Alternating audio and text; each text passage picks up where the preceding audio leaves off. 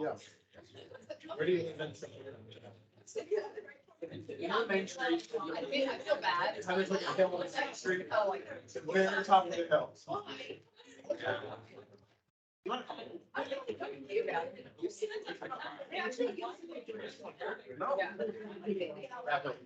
gotta be like the. I almost thought I section. Like, I know somebody told me this. From the tower. Hey, guys, page 7. We talked about finding limits algebraically yesterday. So let me just recap the steps, and we have one more type that we need to go through, and that is finding limits algebraically using common denominator method. And then after that, we'll just practice through what we learned yesterday and today. Okay, so we talked about how if we're doing an algebraic limit, the first step is always the same. We always plug in the x value. Even if it feels like we think we know where it's headed, don't skip that first step. And I'll be looking for that on your quiz as well. I want you to show me that you're inserting your value into the expression and that you are denoting what you're getting, right? Whether you're getting a real number, whether you're getting a 0 over 0, whether you're getting 10 over 0, and you realize it's a vertical asymptote, I'm looking for that, okay? So this is the foundation that we're gonna need when we're next week, when we look at even more involved problems. We need to make sure that we have the first step down so that we don't get thrown off by other problems. So we know that if we insert in and if we get a real number, that's done, right? That's a real number, that's our answer, that's our limit. We move to the next problem. If we get 0 over 0, or sorry, if we get 10 over 0 or 8 over 0, we know that there's a vertical asymptote there. The limit doesn't exist. We also stop and then we move on. Okay. The problems that require the most work as of now are the ones that have 0 over 0, because those are indication that there's a hole in the graph. There's an answer waiting for us at a real number answer waiting for us, but we haven't reached it yet. So we never want to say 0 over 0 is limit undefined. It's limit to be determined. Okay, so we have to take these additional steps so that we can arrive at the real number answer.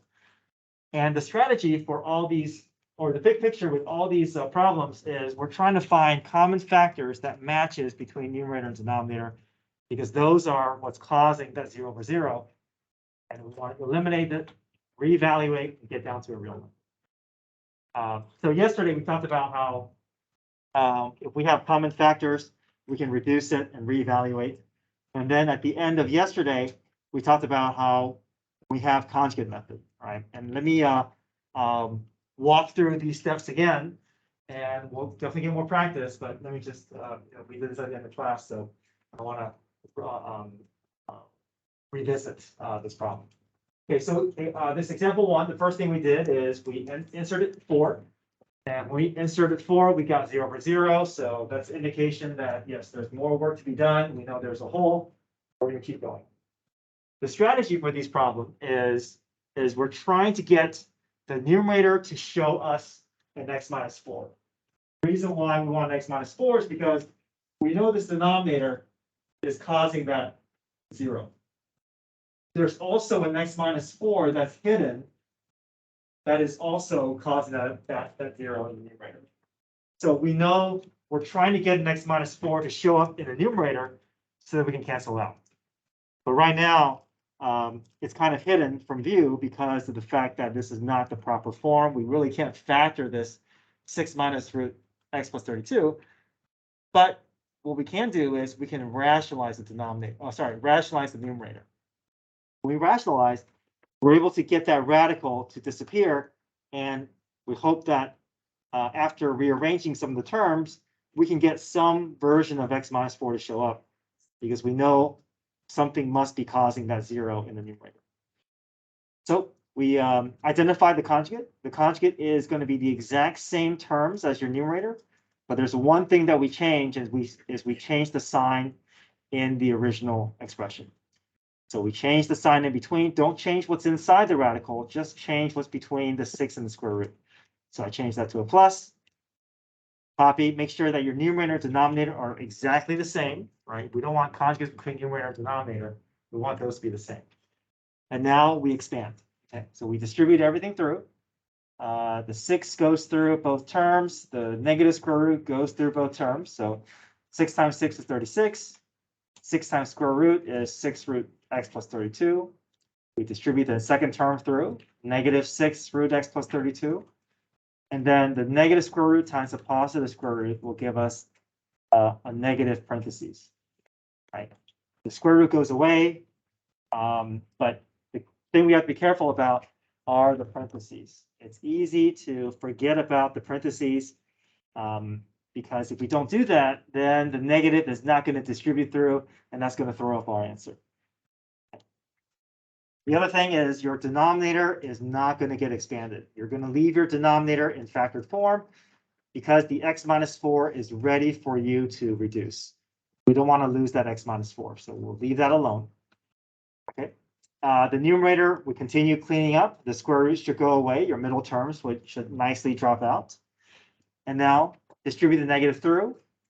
We're left with negative x plus 4.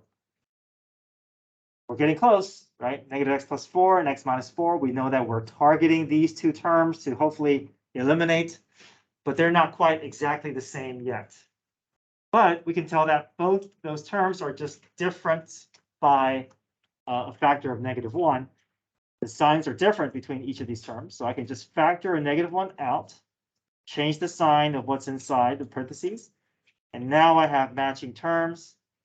Cancel that out because this is what's causing that 0 over 0. And now we can reevaluate.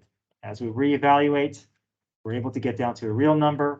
And we know that whenever you see 0 over 0, you know that there's a real number at the end. Okay, we never want to stop here and say that the limit doesn't exist. Okay, so that was what we did at the end of class. We're going to get more practice with this. But as of now, any questions with the steps that we took? Okay, so the last type is involving complex fractions. So I'm going to put this on a separate sheet. I want to make sure I have plenty of room. You've seen complex fractions with chapter P that we did. So hopefully we're basically finding common denominators. You've seen this process. So hopefully this will look familiar.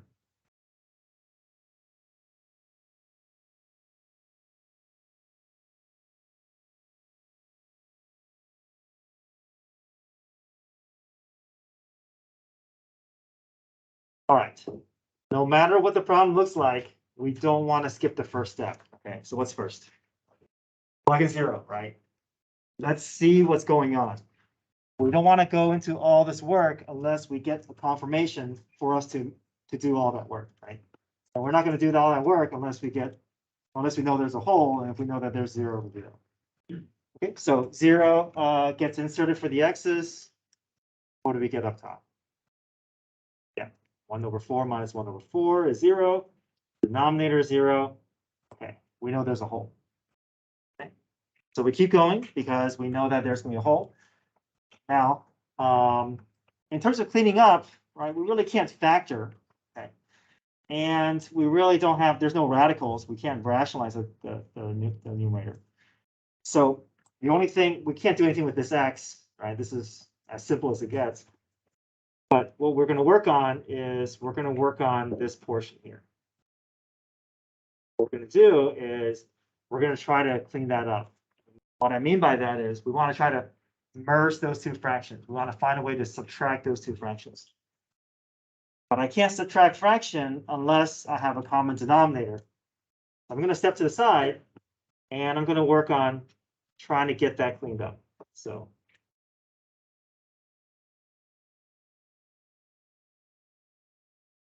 All right, so we're going to find a common denominator.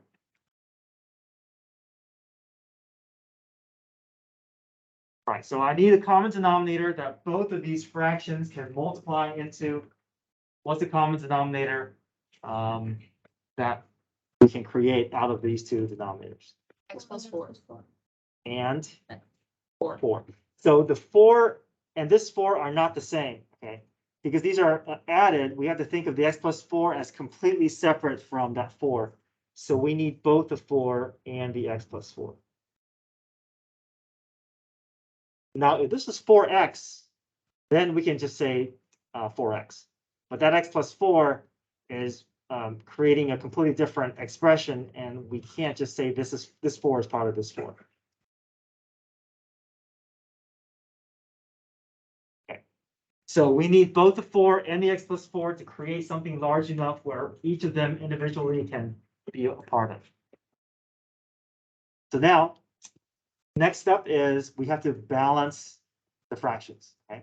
We have to ask ourselves, what has been added or what's changed between this old denominator and this new denominator? 4. The 4. So I've added a 4 to create that new denominator from this starting point. So I need to multiply. I need to include 4 to balance with the numerator. So I added the 4 to the bottom. I also need to add the 4 to the top. So 4 times 1 is 4. Now I've balanced my first fraction. Okay, second fraction. Old denominator versus new denominator. What has changed? X plus 4. Okay, so I've added the x plus 4 to get from this old denominator to this new denominator. So I also need to do the same thing to my numerator as well.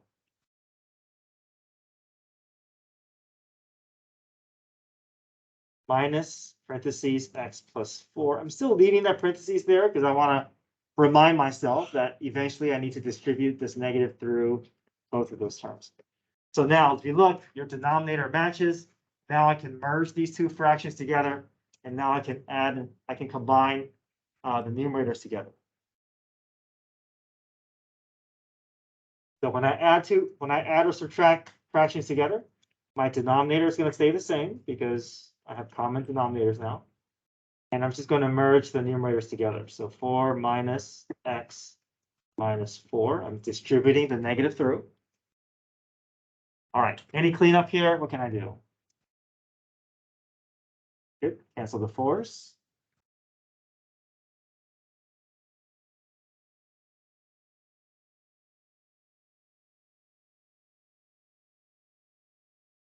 You can distribute the 4 through, but typically I like factored form. It just feels a little bit cleaner to see all the separate parts. So I'm going to leave it in factored form. But let's look at what we've achieved so far. We now have a cleaned up version from the numerator of this complex fraction. Yes, question. Yeah, go. Just take a pass with you. It's next to the door. So we've made some progress, and now we're going to replace the progress we made into the numerator part of our limit. Okay, so I'm going to make that substitution.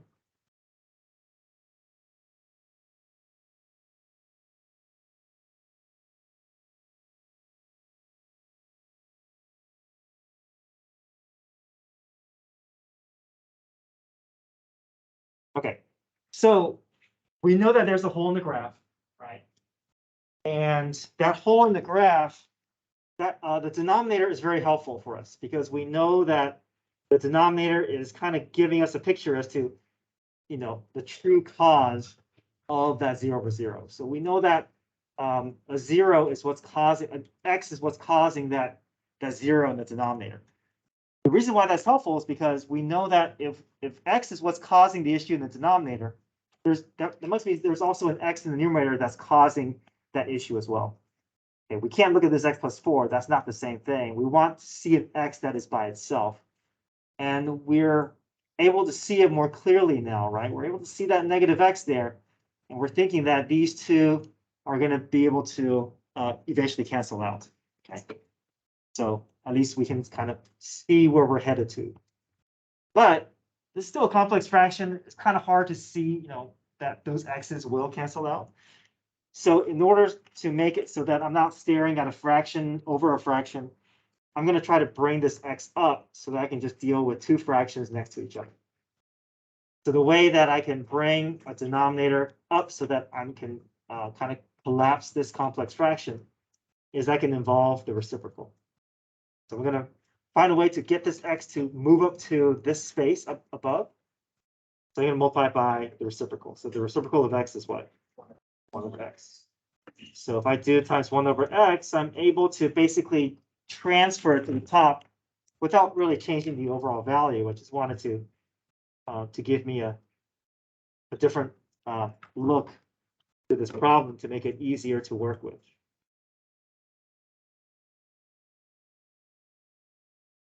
Now the x and 1 over x, I can clearly cancel that out because I've transferred it over above. And now let's see what happens. I can make everything go under one fraction. Anything being multiplied just means that they're all going to go next to each other. All right, now what do you see? Do you see anything that is common and shared that I can reduce? The x, right? The x. Now the negative is going to stay, right? But I can separate that negative from the x. I can take that out. Okay. We've identified the cause of the hole. We've removed the cause of that hole. And now we can reevaluate.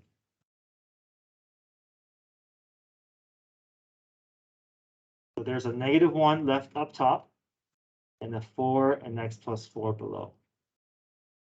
Right. We don't want to stop here, right? We're trying to get down to a number. So what's our final step? Right, plug in 0, right? We now have a reduced expression. The roadblock has been removed.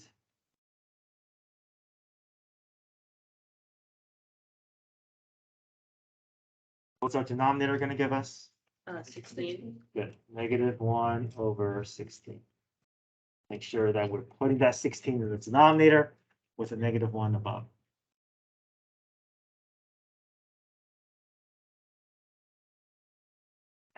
Any questions with this? Today, we're just going to practice these types of problems. But I want to kind of make sure that at least we can get through one of them where I can kind of highlight every step, and we're going to practice these steps. Okay, so again, to go through the steps again, we always plug in whatever our target x value is. If we see a complex fraction, we're going to focus our attention on trying to merge those fractions together. But before we do that, we got to find a common denominator. After we balance the numerators, we can get it cleaned up. And once we get it cleaned up, we should be able to begin seeing where that hole is matching and canceling out. And then we take the reciprocal, bring that denominator up, reduce, reevaluate, and we should be able to arrive at a real number. Something about notation to point out is this limit notation. Okay, notice that I keep rewriting these limit notations, but at some point it drops out. Okay, so I want to talk about when we keep writing the limit notations and when we let it drop out. Basically, if there is still an x in your expression, you want to keep holding on to your limit notation. As soon as you plug in, and as soon as your expression has no more variables because you've plugged in your x value, then that's an indication they can drop the limit notation. But if you're still sitting with an x expression, that means you still haven't evaluated yet. So you want to keep rewriting those limit notations until your expression has no more variables because it's been plugged in. Then you can drop the limit notation. All right, good. We're going to skip squeeze theorem. We'll come back to it, but I want to focus on just the portions that's going to be on the quiz. So let's go to page 8. We're going to practice through these 3 variations of 0 over 0.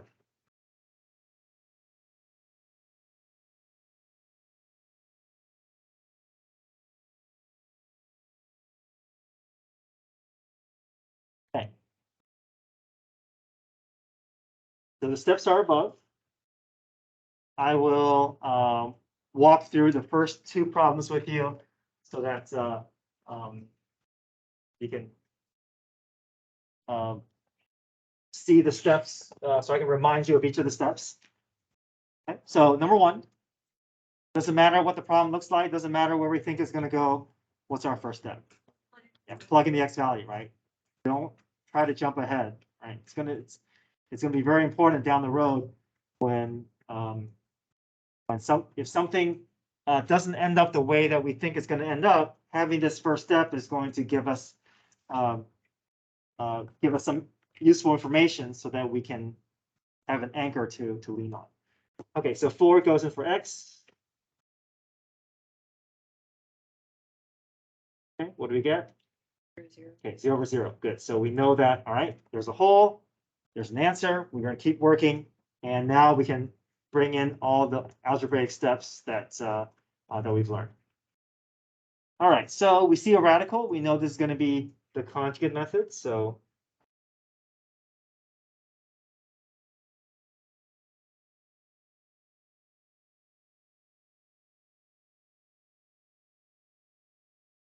identify the conjugate of the numerator.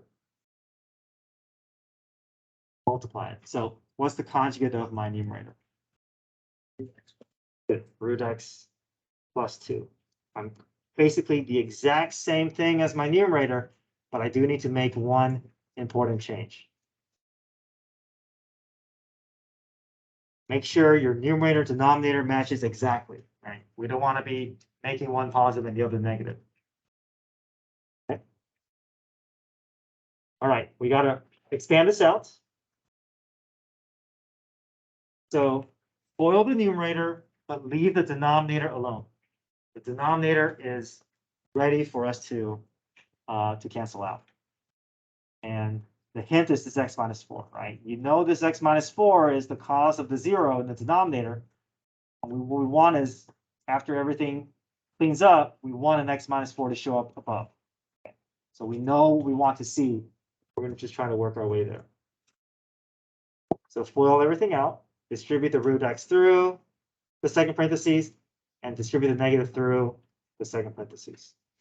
Okay. Root x times root x is just x, yeah. Plus root 2, oh, sorry, plus 2 root x.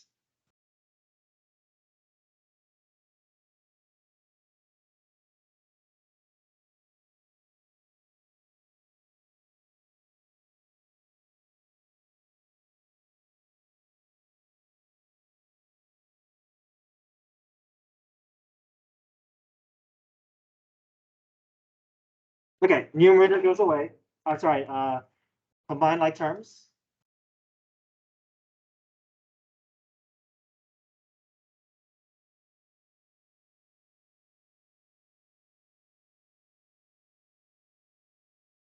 Numerator cleans up. And things are beginning to take shape, right? We see the common factor, reduce. Now, if everything goes away from the numerator, what's left? 1, okay, not a 0, right? There's still a 1 above, so I want to make sure that we understand that. All right, we should not, we should be able to avoid 0 over 0 now. I can reevaluate. Once I reevaluate, the limit notation goes away. Root 4 is 2. 2 plus 2 is 4, so 1.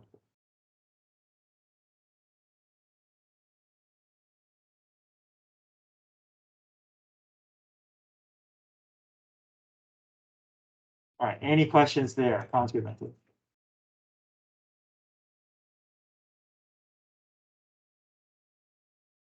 Yes. Why do we do root plus 2 at the beginning instead of root minus 2?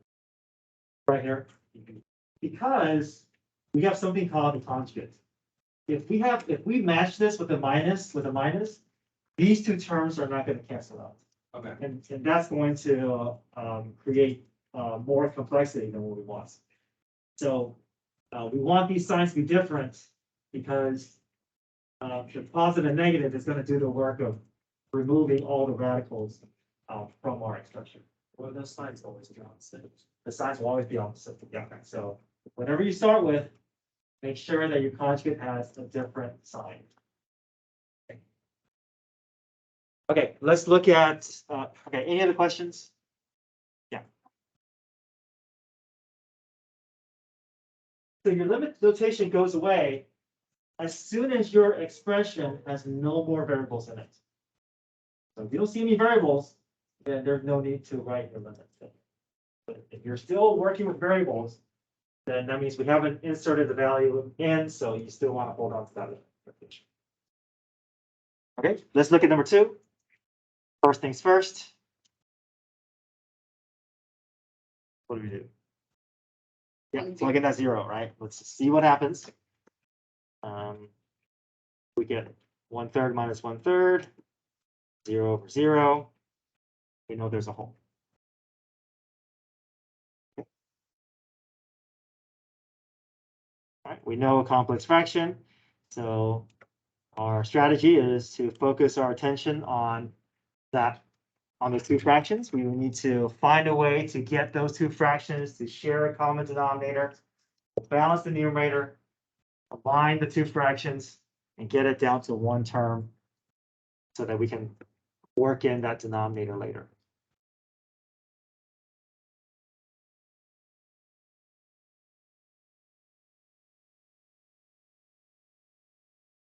All right, so looking at those 2 denominators, what's my common denominator?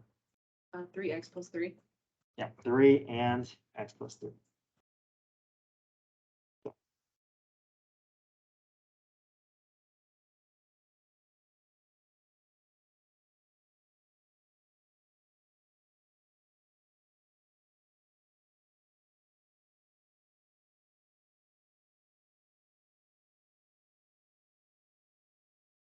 Compare and decide what needs to be added to balance the numerator.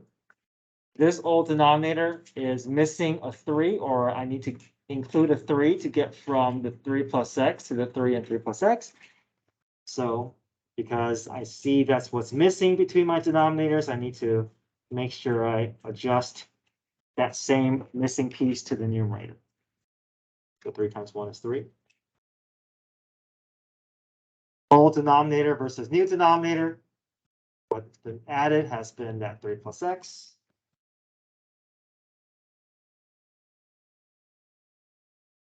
So whatever was missing in the old denominator, I need to balance and include that in the new numerator. And so minus parentheses 3 plus x. Common denominator, I balance the numerators. Now I can merge into 1 fraction.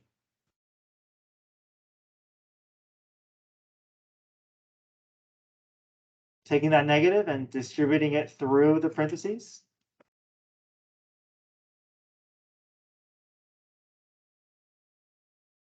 Continue cleaning up by terms.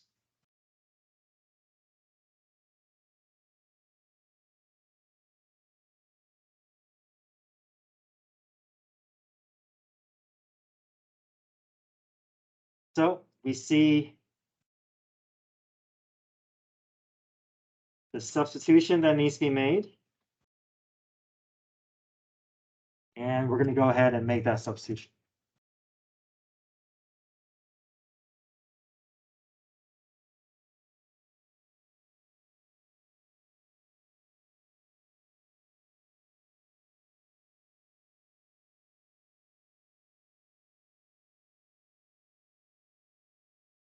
All right, we're beginning to see where that hole could be coming from, right? Looks like the x and negative x are going to be what eventually will pair up nicely with each other. So let's multiply, let's bring that x up to the same space as this upper fraction. Multiply by the reciprocal.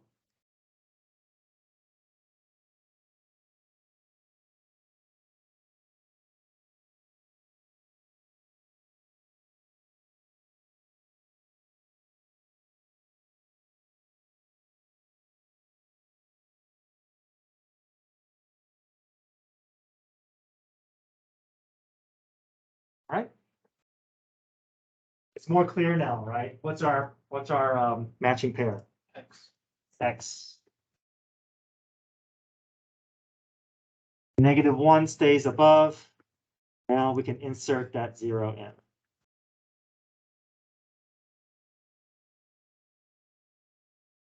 Three plus 0 is 3. 3 times 3 is 9.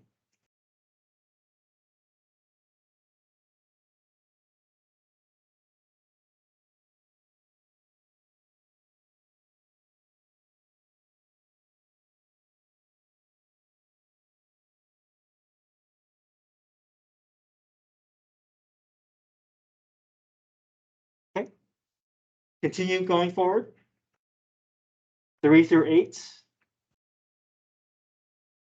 Don't forget your first step. Show the first step. Number 3 should be a factoring problem here.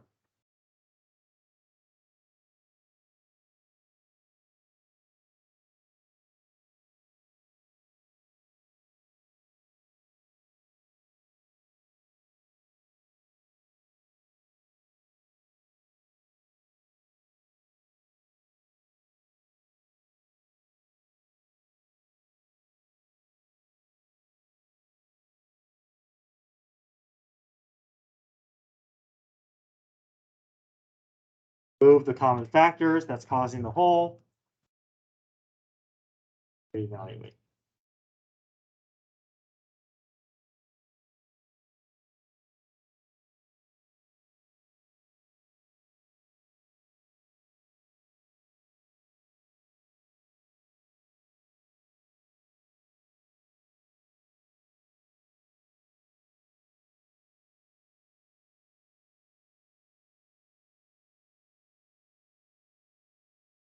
All right, keep going. Try number 4. I want to walk around, see how you guys do, and I'll eventually show, put up the answers so that you guys can check.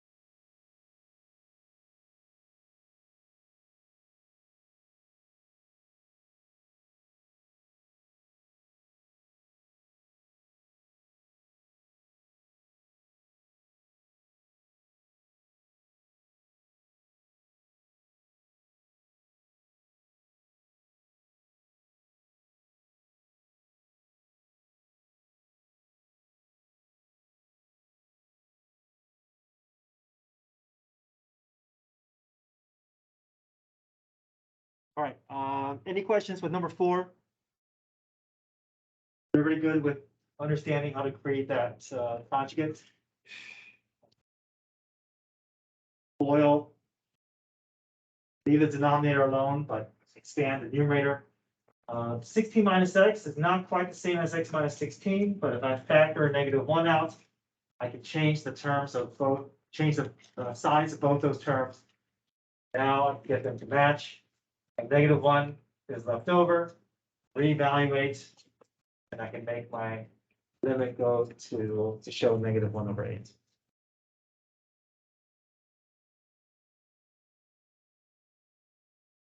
All right, number 5. Confirm it's 0/0 first, and it should just be trinomial factoring, right? Multiply to be a times c, adds it to be b. We should be to get matching factors to pair up nicely between top and bottom.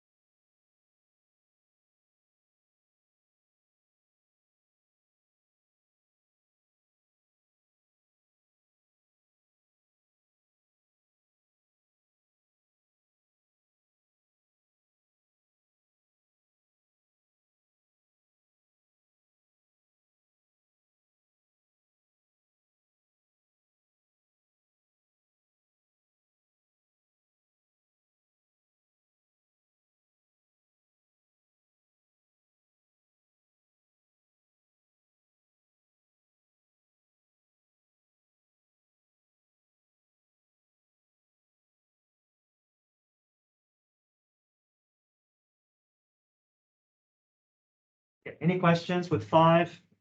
Make sure that you're confirming that 0/0 before you jump into the factoring step. X minus 4 should pair up nicely. It should leave you with x plus 11 over x minus 2. Replace the remaining x's with 4. We're able to make our way down to a real number.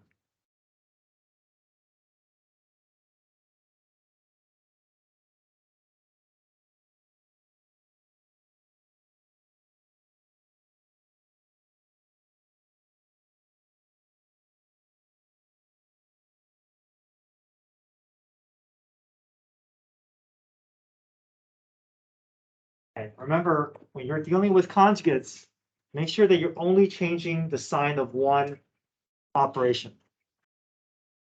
So for number 6, just change the sign of what's between the square root and the 1. Don't change what's inside the square root. That's part of the first term. We're not going to change that. Only want what's between the first and second term to change. The conjugate, it's going to be a plus instead of a minus. That's the only thing you change. FOIL the top, leave the bottom alone.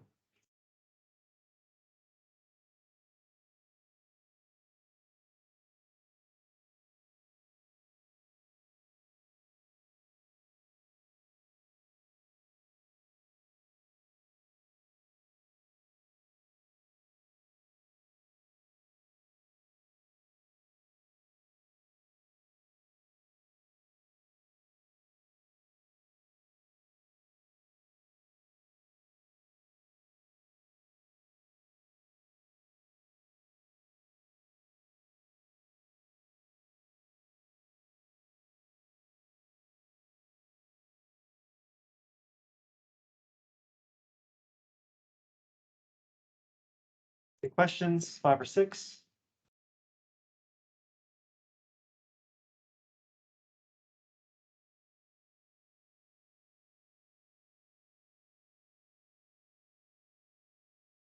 So, I plugged in 0 in for x, so that goes away. I have square root of 1, which is 1. 1 plus 1 is 2. So, good. Anything else, 5 or 6? Go ahead and try 7 and 8, and I'll put up the answers in a few minutes.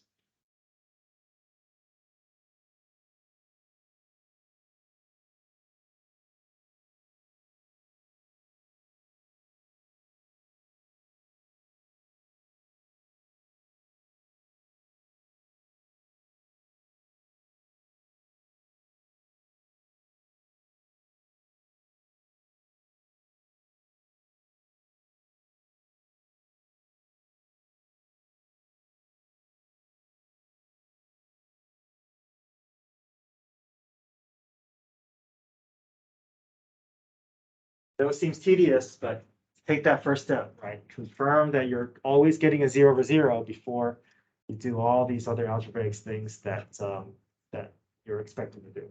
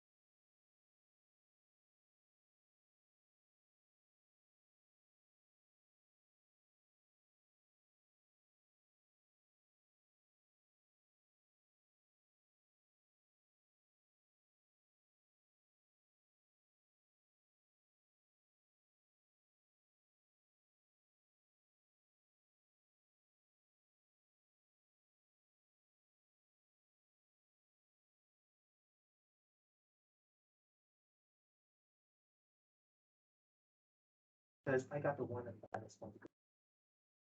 I want to keep it down there. Square root of 1 plus 2x. The x is going to cancel out because they're being multiplied. So the 2 and the x are separate from each other. Sorry. Yeah, which one is separate? It's 2. So 2x is not, they don't have to be, they're not attached to each other. So if I have 2x, think of it as 2 times x. 3 times x. They can be canceled out away from each other. Now, if it was 2 plus x over 3 plus x, then we're stuck. We can't do anything there. But if they're being multiplied, we can take them apart from what they're attached to.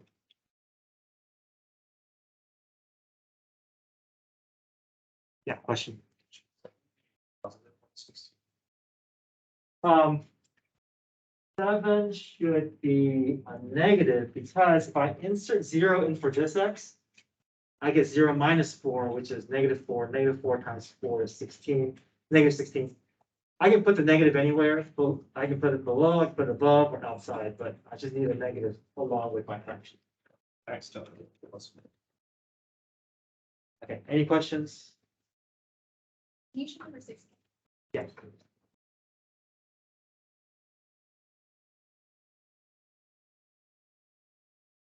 Okay, so our quiz is going to be this. Tomorrow we're going to spend our time doing quiz review, which will look like pages 9 and 10.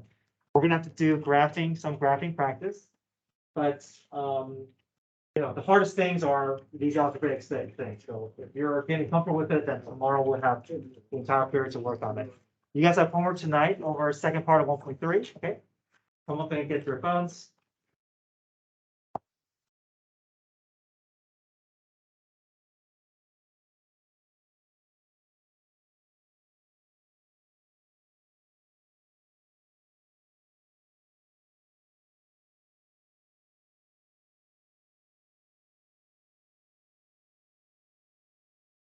Thank you. I look at the one. Upstairs.